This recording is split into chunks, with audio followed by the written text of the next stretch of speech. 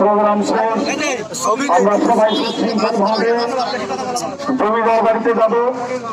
আমরা ওখানে গিয়ে আমরা আমাদের পরবর্তী কার্যক্রম ঘোষণা করব। 72 ঘন্টার মধ্যে হামলাকারীদের গ্রেফতার না করলে আমরা আমাদের পরবর্তী কর্মসূচি আমরা গ্রহণ করব। এর চেয়ে বড় ধরনের প্রোগ্রাম এই পীরগাছাতে হবে।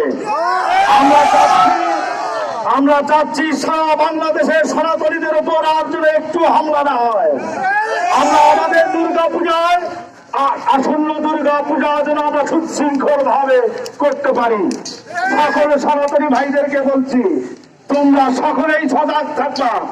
আমরা আগামী দুর্গাপূজায় সুশৃঙ্খল ভাবে আমরা যেন আমাদের মা বোনেরা মন্দিরে যেতে পারে।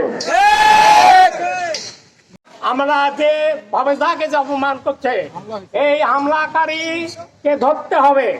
2 কল্যাণী ইউনিয়নে 5টা বাড়ি ভাঙচুর হয়েছে। সেই 5টা বাড়ি ভাঙচুরকারীদের যাদের বাড়ি তাদের সহযোগিতা করতে হবে আর্থিকভাবে। এই 2টি দাবি আমাদের 27 তারিখের মধ্যে পূরণ করতে হবে। এই আন্দোলন শান্তিপূর্ণভাবে চালিয়ে যাব।